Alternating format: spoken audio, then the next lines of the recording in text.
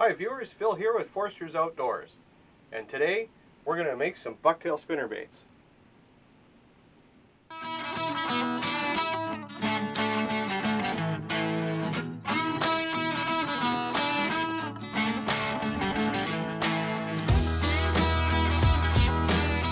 Okay, so we're going to have a quick look at the materials we're going to need to make these bucktail spinnerbaits. So you always need pliers. We're going to need some bucktails and some scissors. We're going to need hooks. These are 8/0 mustad with an open eye. We're going to need some glue for our thread. You can get some lure eyes. We're going to need some blades, a clevis, some beads, a snap swivel.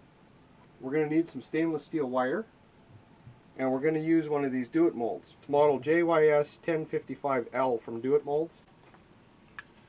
This is not a sponsor, but these are the molds I use to cast my lures. A modification I've made to this mold, and it might be hard to see, but I've added grooves here, and that allows the wire for your spinnerbait, this part of your wire, to come out of the mold.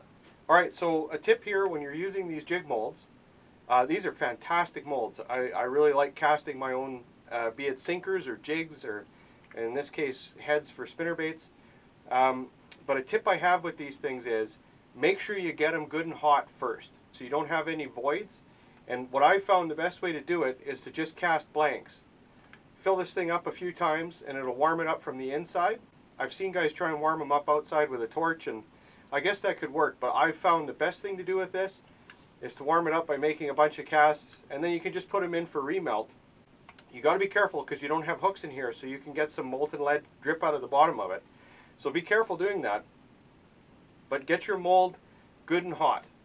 That way you have a much better chance of having successful casts when you go. Alright, so to get started, I'm going to take a hook and I'm going to mount it in my vise. So as I start this, I'm going to be doing two colors today on this. I'm going to be doing a white with a chartreuse over top. So I'm going to put two patches of bucktail on here. You'll want to be about 1 inch back from the eye. So we tie a couple overhand knots to secure this. And we use a little bit of our glue just to set this on the shank. And then from our bucktail, we take a little patch of hair,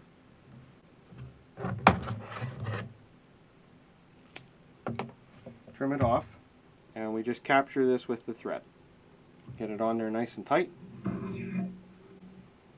Give yourself a couple knots. And then all we have to do is turn this hook in the jig to finish going around this hook. Add some glue every time we stop. And again, a little bit of bucktail, like so. Capture it with the thread. Tighten it down nice.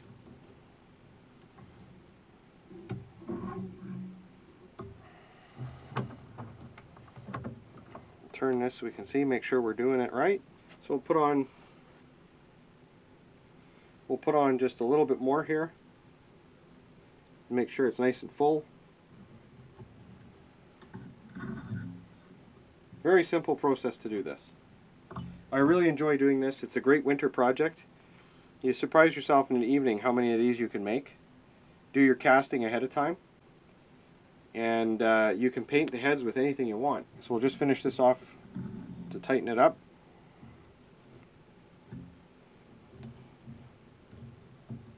Finish it up.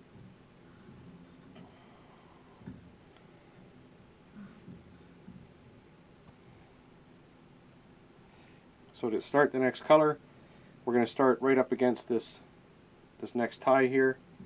Get our thread on there. Whoops, tie an overhand knot for our thread. A couple more to lock it down. A little bit of glue.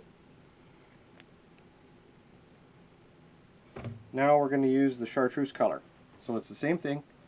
Take a little pinch of the hair. So I'm going to make this one chartreuse color. So take a little bit of the chartreuse bucktail, like so. Line it up on your hook and capture it with your thread. Hold it nice and tight while you pull the thread tight. And there you go.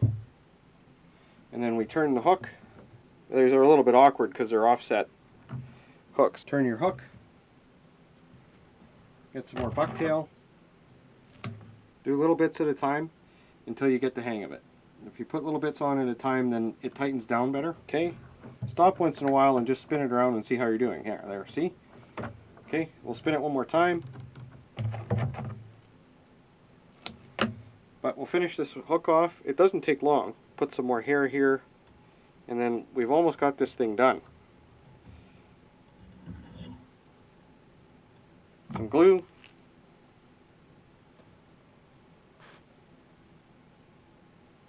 And finish this off.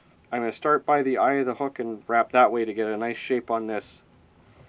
Tighten up the tie and give a really nice transition on onto the bucktail.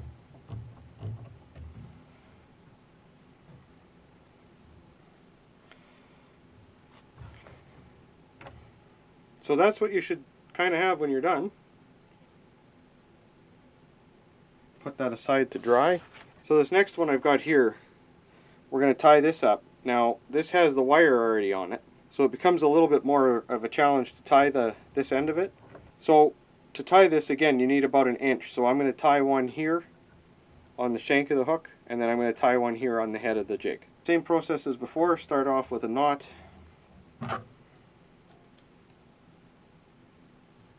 Start with the white. So it gets to be a bit of a challenge sorting out the thread over this wire, but once you get going, you'll get the hang of it, like so. Capture that hair in the thread, tie yourself a couple knots, take and turn it.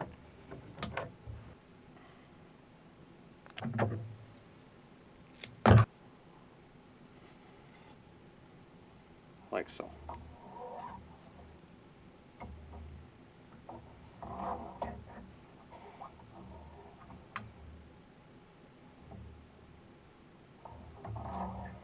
Alright, so we'll just finish this up.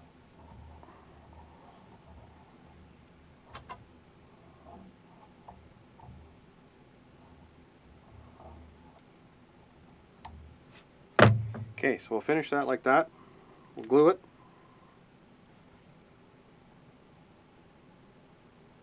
I'm going to start this thread on the shank of the hook, on the shank of the head here.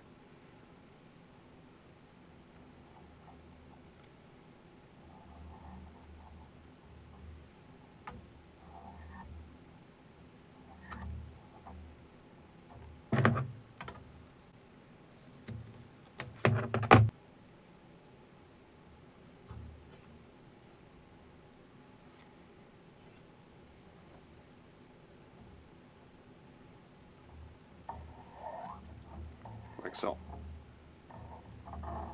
Get a couple knots on it. Then we're just going to turn this.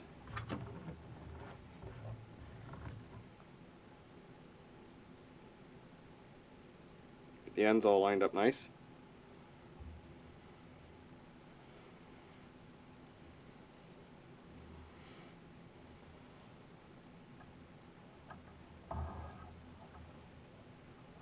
And then we just fill in the voids. There's a little void there. Just need a small amount to fix that one. So.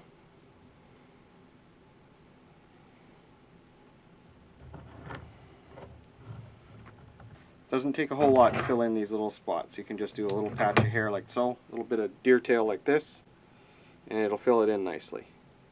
Alright, so then we just have to finish this off. Be nice and uniform. Now when you're tying these ones, what I do, and maybe there's another way, but what I would do is if you have a lot of hair sticking out, bucktail sticking out this end onto the head of the jig, you can take a knife and just shorten it up here a bit. Careful not to cut your thread, of course.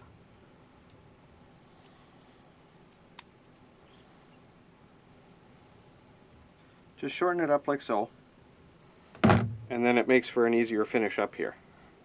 Alright, so I'm going to add another layer of thread on here just to close up these gaps, give it a little bit more protection.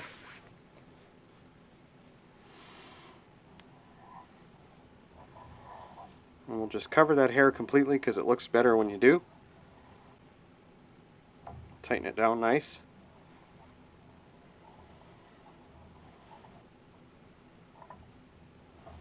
Okay, looks good. A little bit of glue. Okay, so I'm going to let this dry for a couple minutes, and then I'm going to show you how to deal with your wire here to finish up the spinnerbait.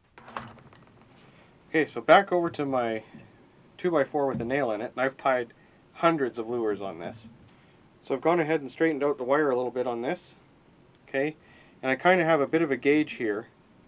I like to say about 3 inches from the end of the hook to here.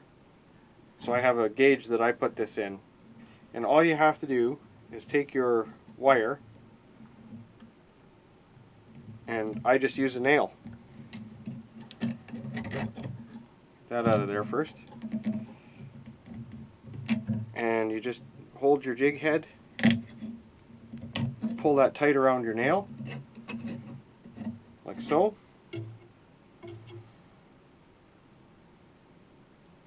And then you just want to wrap it once around. So I'm going to flip it here and just pull it over. Keep it nice and tight like so. Get it on your nail there. Put it on your nail. I think I'm going to turn it this way here so I can get a hold of it. Hope you can still see that.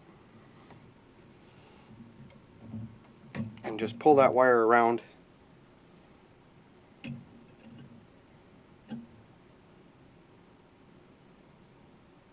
Just needs one turn. Okay, so the next bit of this is pretty simple. It's a snap swivel, some beads, and a clevis, and some blades, some lure eyes. So we take our clevis and our blade. These are deep cupped Colorado blades, but you can use willow leaves, you can use anything you want on these.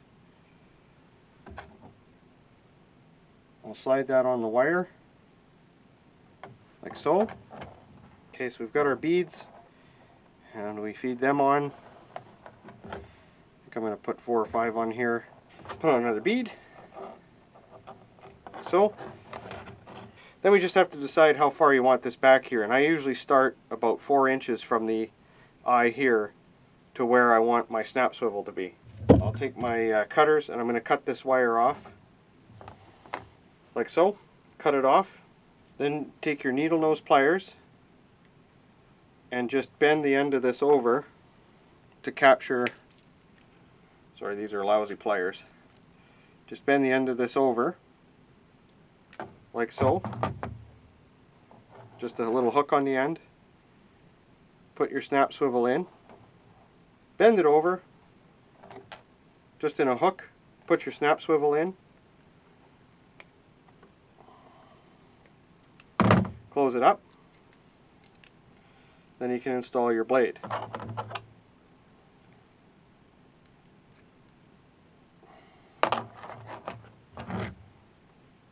There you have it. And then this piece here, of course, goes on here. And there you get a 2-piece bucktail spinnerbait. These are just stick-on eyes. In Manitoba, I have to do this barbless. So that's where this piece of washing machine belt comes in. It's a very stout silicone belt. You could use just about anything. You could use a piece of bicycle inner tube you could cut to put over the hook here just to keep this hook from coming off. But this is very durable stuff.